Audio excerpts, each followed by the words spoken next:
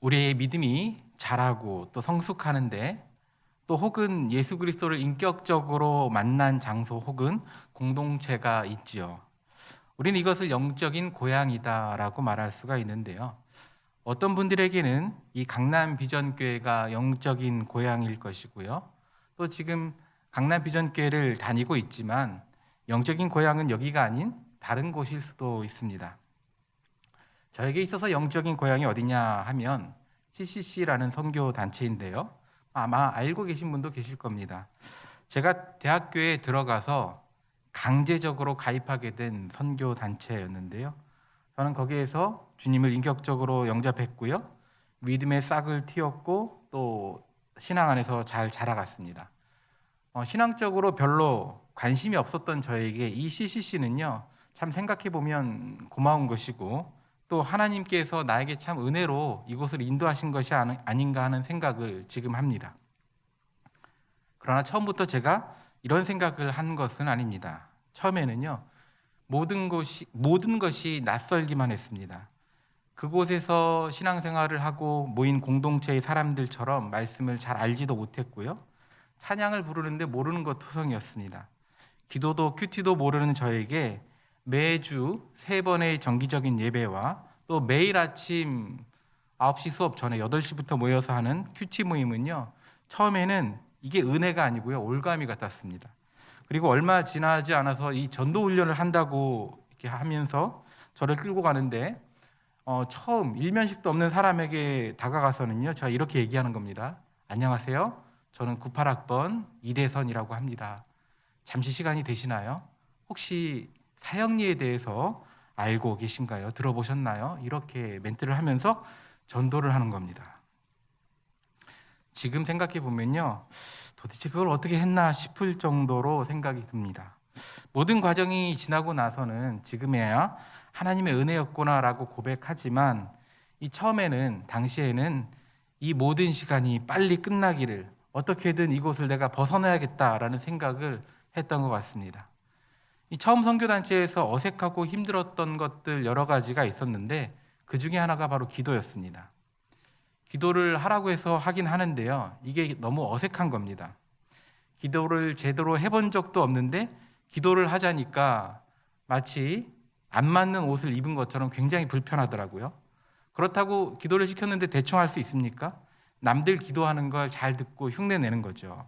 캠퍼스의 복음화, 민족 복음화, 세계 복음화 이런 거창한 것을 위해서 기도하고요. 제가 제대로 이해하지도 못하는 거대 담론을 위해서 기도하는 겁니다.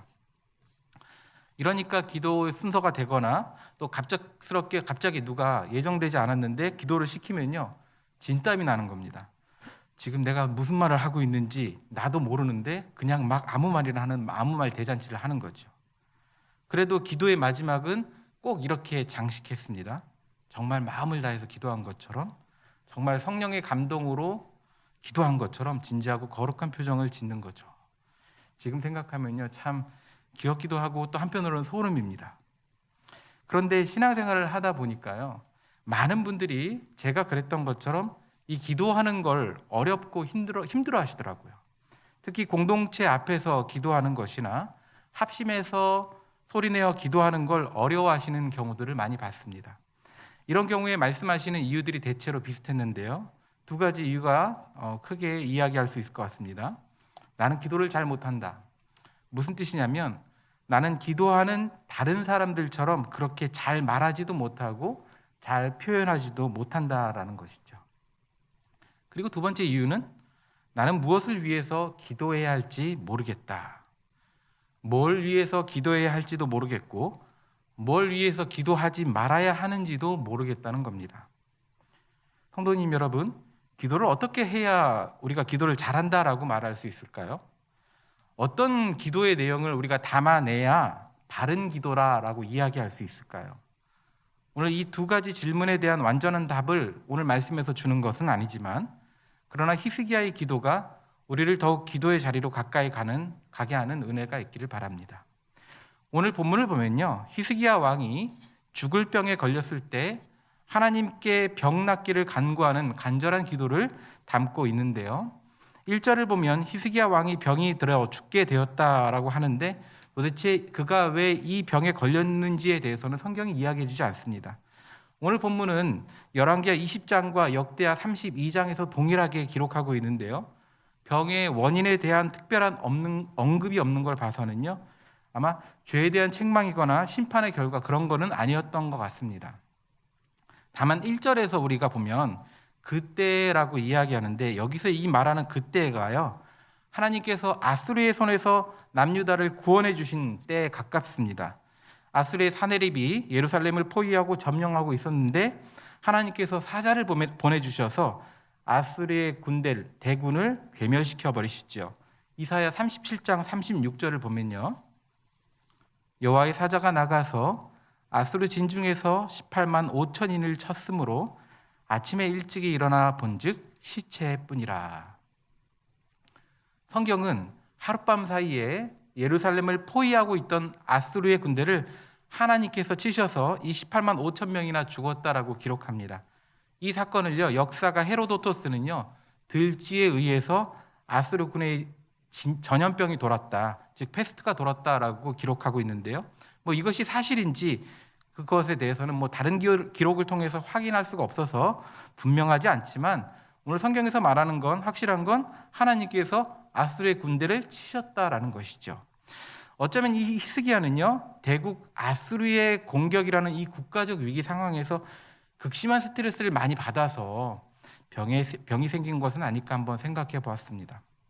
그가 어떤 병에 걸렸고 병의 원인이 무엇인지 우리가 알 수 없지만, 근데 인간적으로 생각해 보면요, 이 히스기야가 처한 상황이 참 안타깝습니다. 그가 지금 방금 국가적이고 개인적 차원의 큰 어려움 속에서 엄청난 하나님의 은혜를, 구원을 경험하지 않았습니까? 그런데 그런 위기가 끝나고 이제는 참 행복하게 편안하게 잘 살았다가 하는 것이 아니라 얼마 안 있다가 또 절망적인 상황을 지금 만난 것이죠. 그는 하나님의 구원을 경험한 지 얼마 되지 않아서요, 선지자 이사야를 통해서 자신의 죽음에 대해서 통보를 받습니다. 히스기야는 이사야를 통해서 절망적인 소식을 듣기 전까지는 자기의 몸 상태가 좀 안 좋았다는 것을 느꼈다 하더라도 죽을 병에 걸린 건 아니지 않을까라고 생각했을 것 같습니다. 어쩌면 하나님의 능력을 경험한 히스기야는 자신의 건강 상태가 안 좋다라는 걸 스스로 느꼈다 해도 하나님은 고쳐줄 수 있겠지라는 믿음이 있었을지도 모르겠습니다. 그런 희망이요. 그러나 이사야가 히스기야에게 전한 말은요, 히스기야에게 완전한 절망을 안겨다 줍니다.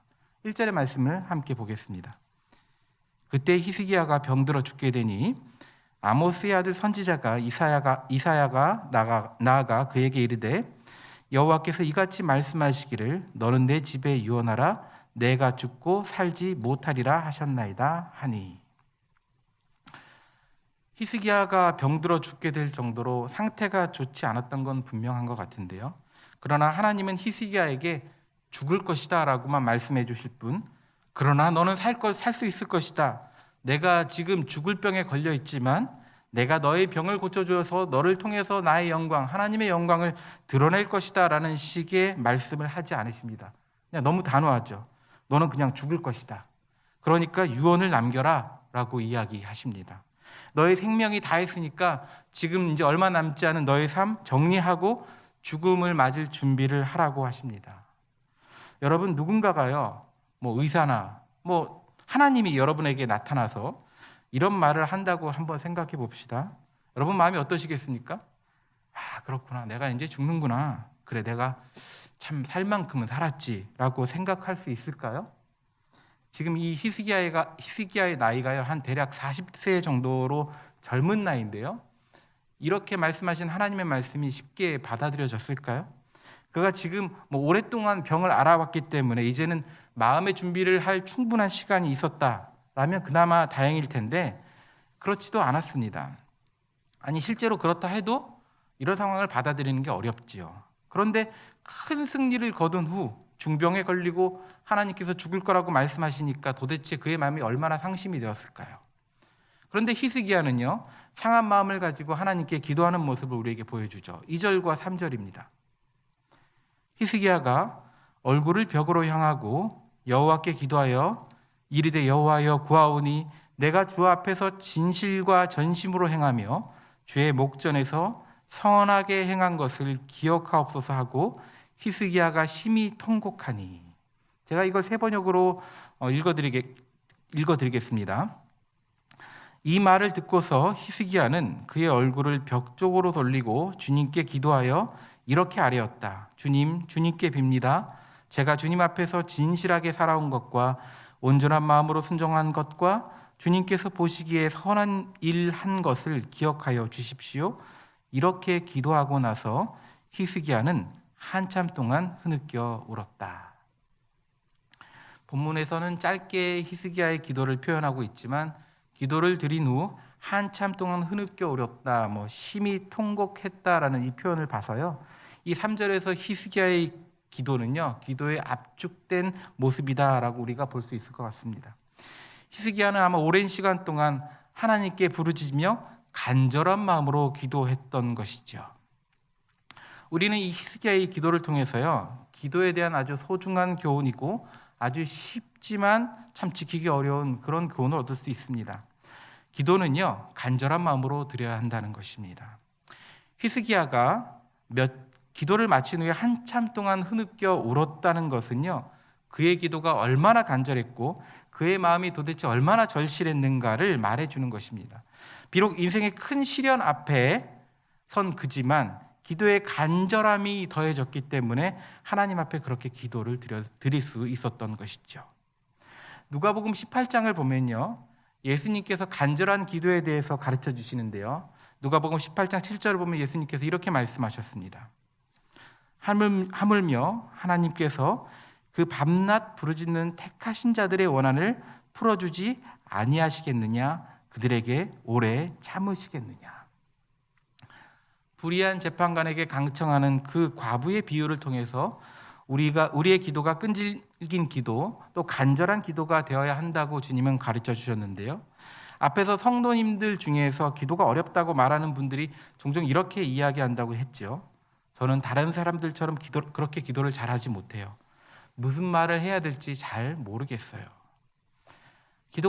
기도를 처음 해보신 분들은요, 이렇게 느끼실 수 있습니다. 그런데 이런 말은 어쩌면 기도의 핵심을 잘 모르고 있다라는 말하고 똑같습니다. 기도가 어려운 것은요, 말을 잘 하지 못하거나 혹은 그 기도하는 내용이 논리적이지 못해서 혹은 남들처럼 멋지고 간결한 표현을 할 줄 몰라서가 아닙니다. 기도의 핵심이자 기도가 어려운 이유는 기도는 간절함을 담아야 한다라는 것입니다. 기도에 간절함을 담는다라는 것은요, 하나님은 반드시 하실 수 있다는 믿음을 요구하는 것이고요, 하나님은 나의 기도를 들으시고 응답하시는 그런 분이시다라는 확신이 필요한 일입니다. 그래서 믿음이 없는 사람들이 간절한 기도를 드린다? 이것은 정말 쉽지 않은 일, 어쩌면 불가능에 가까운 일이다라고도 볼 수 있습니다. 예수님은 이것을 그 다음 8절에서 이렇게 이야기하셨습니다. 내가 너희에게 이르노니 속히 그 원한을 풀어주시리라. 그러나 인자가 올 때 세상에서 믿음을 보겠느냐 하시니라.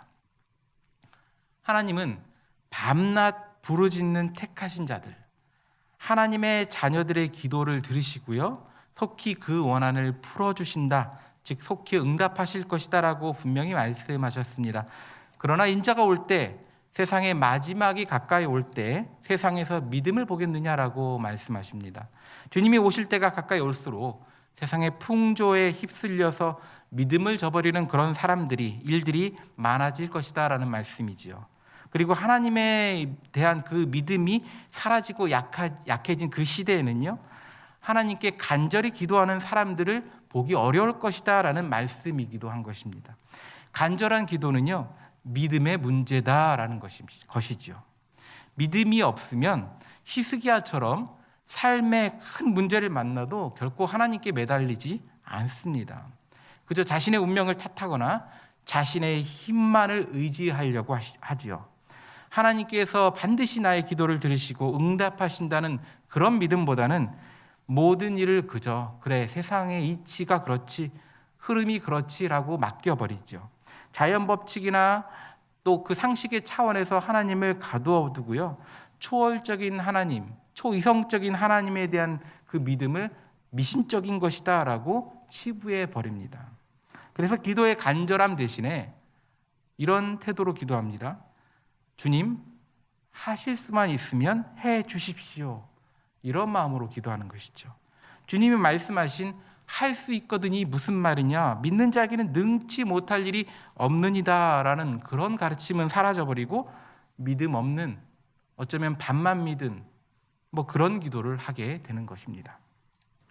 그런데 히스기야는 어떻게 기도했습니까? 그는 이사야의 말을 듣고요, 얼굴을 벽 쪽으로 돌리고 기도합니다. 히스기야가 이사야의 말을 무시했다면 이런 반응을 보이지 않았겠죠. 에이, 무슨 말이야? 그렇게 생각했다면 이렇게 하지 않았을 겁니다. 벽을 대하고 기도했던 이 히스기야의 자세는요, 오직 하나님의 말씀에만 귀를 기울이고 하나님만을 바라보겠다는 그 믿음을 보여준 것이죠. 다른 것 의지하지 않겠다라는 겁니다. 그런 간절함이 담긴 히스기야의 기도의 태도, 모습이죠. 간절한 기도를 위해서는요, 우리에게 믿음이 필요한 줄 압니다. 하나님께서 반드시 들으신다라는 믿음, 하나님은 반드시 하실 수 있다는 믿음이 있어야 합니다. 그래서 간절한 기도를 위해서요, 우리는요, 믿음을 구해야 합니다. 히브리서 11장 6절에서 이렇게 이야기하죠. 믿음이 없이는 하나님을 기쁘시게 하지 못하나니 하나님께 나아가는 자는 반드시 그가 계신 것과 또한 그가 자기를 찾는 자들에게 상 주시는 이심을 믿어야 할지니라. 하나님이 반드시 자기를 찾는 자들에게 상 주시는 이심을 믿는 그 믿음, 하나님에 대한 신뢰는요, 하나님에 대해서 간절한 기도를 하게 합니다. 여러분, 영화나 드라마를 보면요, 등장인물들이 아주 큰 어려움, 생사의 고비, 이런 절박한 상황, 이런 문제들을 만날 때요, 뭐라고 합니까? 아주 단골 대사죠. 하나님, 부처님, 공자님, 세상에 있는 모든 신이시여 하면서 시작해서 자신의 절박한 상황을 놓고요, 막 기도를 하죠. 이런 기도가 잘한 기도인지 혹은 올바른 기도인지에 대해서 우리가 말하기 이전에 확실한 것 하나가 있는 겁니다. 기도하는 그 순간만큼은 너무나 절박하고 간절한 기도를 하고 있다는 것이죠. 우리는요, 기도를 굉장히 고상한 차원으로만 생각하려고 합니다. 심지어 잘 이해하지도 못하고 그게 어떠한 의미인지를 스스로도 모르는데 온갖 거룩한 미사여구를 붙여가며 기도합니다. 그렇게 생각하고 그렇게 느끼기 때문에 기도하는 게 아니라 다른 사람들이 그렇게 기도하니까, 그렇다고 우리가 교리적으로 배웠으니까 온갖 이해하기 어려운 형이상학적인 그런 단어들로 기도를 채워갑니다. 그러나 기도는요, 우리가 얼마나 고상한 단어들로 얼마나 거룩하게 표현하느냐, 이걸 자랑하는 것이 아니죠. 기도는 우리의 간절한 마음을 하나님께 표현하는 것이고 우리의 간절한 마음을 들으시고 응답하시는 하나님께 매달리는 겁니다. 심지어 기도의 내용에 대해서도 그렇습니다. 우리가 기도에 대해서 알고 있는 중요한 예수님의 가르침이 있죠. 마태복음 6장 31절부터 33절까지의 말씀인데요, 주님이 이렇게 이야기하셨습니다. 그러므로 염려하여 이르기를 무엇을 먹을까, 무엇을 마실까, 무엇을 입을까 하지 말라. 이는 다 이방인들이 구하는 것이라. 너희 하늘 아버지께서 이 모든 것을 너희에게 있어야 할 줄을 아시느니라. 그런즉 너희는 먼저 그의 나라와 그의 의를 구하라. 그리하면 이 모든 것을 너희에게 더하시리라. 먼저 그의 나라와 그의 의를 구하는 기도를 해야 한다. 먹고 마시는 것, 입는 것에 대해서 기도하는 것은 바른 기도가 아니다. 하나님이 다 채워주신다라고 하시죠. 그러면 도대체 무엇이 그의 나라와 그의 의를 위한 기도일까요? 세계의 가난, 질병, 분쟁, 세계 복음화, 모든 세계에 만연한 불의, 폭력, 이런 것들에 대한 하나님의 심판, 이런 일들에 대해서만 우리가 기도해야 할까요? 제가 한때 그런 적이 있었습니다. CCC에 있을 때 늘 기도 제목이 이런 거였습니다. 물론 지금도 이런 기도를 합니다. 그런데 종종 이런 생각을 합니다. 내가 정말 이러한 기도 제목을 가지고 정말 간절한 마음으로 기도하고 있나? 정말 내가 세계 폭력과 굶주림, 기아에 대해서 정말 가슴 아파하고 있나? 정말 내가 세계 복음화, 이것을 말할 정도로 복음에 대한 열정이 그렇게 뜨거운가? 이런 생각을 합니다. 이런 생각을 왜 할까요? 내 삶이 그렇지 못할 때가 있거든요. 당장 눈앞에 보이는 현실들, 문제들이 훨씬 더 중요하게 생각되거든요. 그래서 기도를 하긴 하지만 때로는 습관적으로 기도하고요. 진심을 담아서 기도하지 못할 때도 있습니다. 주님은 그러면 이런 기도에 대해서 어떻게 생각하실까요? 습관적인 고백이나 기도라도 야, 그 내용이 참 좋으니까 너 기도 참 잘한다. 참 너의 기도가 성숙했다라고 그렇게 여겨주실까요? 저는 단언컨대 아니라고 말할 수 있습니다. 하나님이 우리의 기도의 내용, 우리의 기도의 표현에 감동하실까요? 와, 대선아, 너는 어쩜 그렇게 멋진 고급스러운 표현을 다 하니? 정말 창조적이고 예술적이고 통찰력 있는 내용과 표현으로 나를 감동시키는구나라고 말씀하시겠습니까? 아닐 겁니다. 한번 쉽게 생각해 보겠습니다.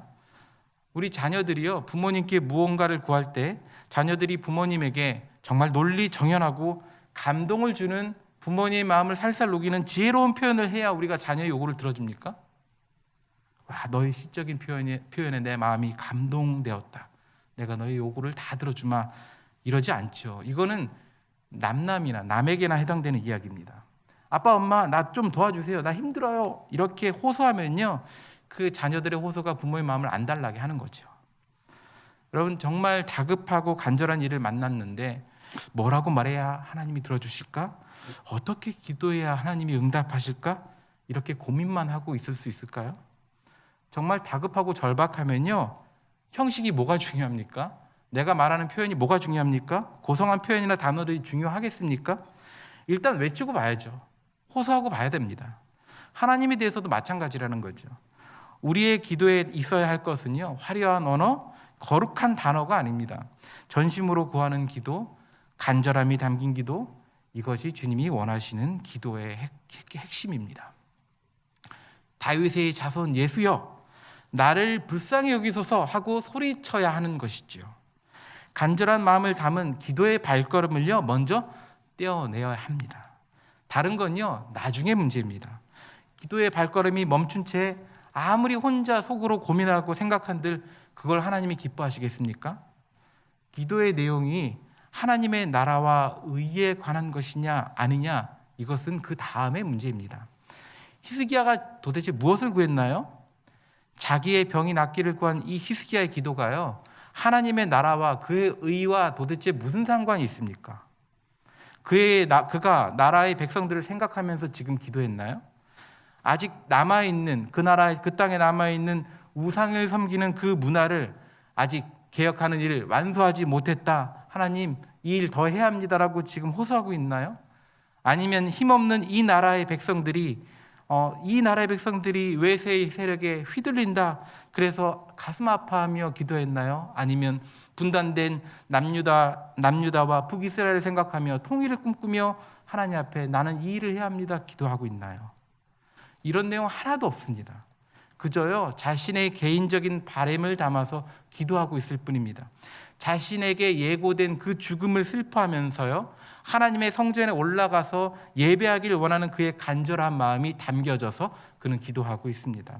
그랬더니 하나님이 그의 간절함을 보시고 응답하셨다라고 성경은 이야기하죠. 이사야서 38장 5절입니다. 내가 내 기도를 들었고 내 눈물을 보았다. 그러므로 보아라, 내가 내 목숨을 15년 더 늘려주겠다. 주님은요, 히스기야의 눈물을 보셨습니다. 하나님을 향해서 온 마음을 다해서 전심으로 구한 히스기야의 기도를 들으신 겁니다. 여러분, 히스기야가 15년을 더 살게 되었기 때문에 하나님이 응답하셨다라는 것이 아니라요, 하나님이 그의 기도를 주목하시고 반응하신 것이 바로 기도의 응답입니다. 우리의 기도도 그렇습니다. 무엇을 구하고 무엇을 구하지 말아야 하는지에 대해서 고민하는 것이 필요하죠. 그러나 그보다 앞서서요, 우리의 기도에 간절함이 있는가에 대해서 먼저 돌아봐야 합니다. 하나님을 향해서 기도하는 그 간절한 한 걸음이 우리에게 시작될 때요, 주님은 우리의 간구하는 마음이 담긴 그 기도의 간절한 그 한 걸음을 주목하십니다. 저는 우리의 기도가요, 히스기야처럼 주님이 가르쳐 주신 것처럼 간절함이 있는, 믿음 있는 기도가 되기를 바랍니다. 히스기야의 기도는요, 간절함을 담고 있을 뿐만이 아니라요, 기도에 대해서 또 중요한 한 가지 사실을 알려주는데요. 3절의 말씀을 보겠습니다. 이르되 여호와여 구하오니 내가 주 앞에서 진실과 전심으로 행하며 주의 목전에서 선하게 행한 것을 기억하옵소서 하고 히스기야가 심히 통곡하니. 히스기야는요, 하나님께 병 낫기를 구하면서 자신의 삶에 대해서 지금 호소하고 있죠. 하나님께 은혜를 구하면서 히스기야가 호소하는 내용은요, 하나님 앞에서 믿음을 가지고 정말 진실하게 살아온 그의 발자취입니다. 주의 목전에서 선한 것, 이 행한 것을 주님 기억하여 주시옵소서라고 기도하죠. 이 기도는요, 자기 과시나 교만이 아닙니다. 히스기야는 하나님께서 의인의 기도를 들으신다라는 것을 알았던 것이죠. 히스기야의 생전에 그가 어떤 일을 했을까요? 열왕기하 16장을 보면요, 히스기야의 선왕이자 부친인 아하스에 대해서 기록하고 있는데요, 그 아하스 왕은 우상을 섬기면서 유다 전역에 산당을 만들어 버립니다. 심지어 자기의 아들을 우상의 제물로 바치는 악행까지 한 왕인데요, 히스기야는 그런 아버지의 뒤를 이어서 왕이 되었습니다. 그러나 히스기야는 선왕 아하스의 길을 따르지 않고요, 그 아버지 왕이 만들었던 그 산당들을 폐하고요, 바알과 아세라 우상을 다 부셔버리고요, 성전을 정화하고 또 유다 최초로 유월절을 제대로 지키게 합니다. 열왕기하 18장 5절은요, 이 히스기야 왕을 그래서 이렇게 평가하죠. 히스기야가 이스라엘 하나님 여호와를 의지하였는데 그의 전후 유다 여러 왕 중에 그러한 자가 없었으니. 히스기야는 하나님이 인정하시는 믿음의 왕이었습니다. 그는 하나님 앞에서 믿음을 지켰고요, 하나님께서 기뻐하시는 선한 일들을 하나님께 기억해 주시기를 지금 구하고 있죠. 주의할 점은요, 히스기야가 이런 믿음의 업적을 남겼기 때문에 의인이 아니라 믿음을 가지고 있었기 때문에, 하나님에 대한 믿음을 가지고 있었기 때문에 이런 믿음의 업적을 남겼다라는 겁니다. 행함으로 의롭다함을 얻은 것이 아니라 믿음으로 의롭다함을 얻은 겁니다. 다만 우리는 우리의 믿음은요, 행함으로 드러나고 보여진다라는 점을 생각해야 합니다.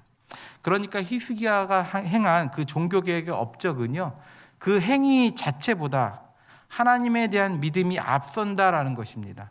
그래서 히스기야가 자기의 삶의 업적으로 하나님께 호소하는 것은, 하나님, 내가 하나님 앞에서 선한 마음을 가지고 살아왔다는 것을 주님이 아십니다. 내 삶의 발자취가 하나님을 향한 나의 그 믿음을 참되다라는 것을 증명하지 않습니까? 라고 이야기하는 거죠. 저는 우리가 히스기야처럼 기도할 수 있는 삶의 발자취가 있기를 바랍니다.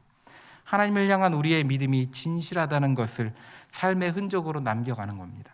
하나님, 내가 주님이 기뻐하시는 일들을, 어떠한 일들을 했고 어떠한 마음으로 살아왔는지 주님이 아십니다라고 기도할 수 있는 믿음의 사람들 되기를 바랍니다.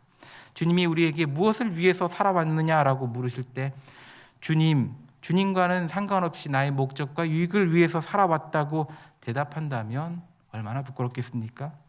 주님이 우리에게 그렇게 물어오실 때 마치 부모에게 인정받기를 원하는 그 자녀들의 마음처럼 이렇게 대답하면 좋겠습니다. 주님이 가르쳐 주신 것처럼 내 소유를 팔아서 가난한 사람에게 나누어 주었습니다. 주님이 가르쳐 주신 것처럼 형제의 허물을 덮어주고 용서해 주었습니다. 주님이 나에게 가르쳐 주신 것처럼 내 원수를 사랑했고 사랑하려고 노력했습니다. 주님이 나에게 가르쳐 주신 것처럼 온 정성을 다해서 주님을 진심으로 예배했습니다. 이런 고백을 할 수 있게 되기를 바랍니다. 말씀을 정리합니다. 오늘 히스기야의 기도는요, 우리의 기도에 간절함이 담겨져 있어야 한다고 가르쳐 줍니다. 그리고 기도의 간절함은 하나님에 대한 믿음, 신뢰에서 나온다라고 이야기합니다. 그리고 믿음의 기도는 믿음의 삶을 통해서 확증된다라는 것 또한 보았습니다. 기도의 내용이나 형식보다 간절함이 담긴 믿음의 기도로 나아가는 것, 이것이 기도의 핵심입니다. 그러므로 이런 마음으로 기도의 발걸음을 먼저 떼시기 바랍니다. 성도님들이 서 있는 그 자리에서 하나님을 향해서 드리는 간절한 그 기도의 발걸음이 시작될 때 주님은 우리의 기도를 들으실 뿐만이 아니라 마음을 다해서 그의 나라와 그의 의를 구하는 성숙한 기도의 사람 또한 되도록 우리를 이끌어 주실 것입니다. 주님이 우리에게 은혜 주셔서 하나님에 대한 믿음이 깊어지게 해주시고 간절함과 진실함으로 기도하는 그런 사람들이 되게 하시기를 바랍니다. 그리고 우리의 믿음의 행실이 간절한 기도의 자원이 되는 참된 그리스도인이 될 수 있기를 주님의 이름으로 축원합니다. 기도하겠습니다. 하나님 아버지, 오늘 히스기야를 통해서 기도에 대해 중요한 한 가지를 다시 한번 우리가 되새겨 봅니다. 하나님, 우리가 기도할 때 간절한 마음이 없는 습관적인 기도, 우리의 그냥 외적으로 드러나는 표현에 치중한 기도를 드릴 때도 있습니다.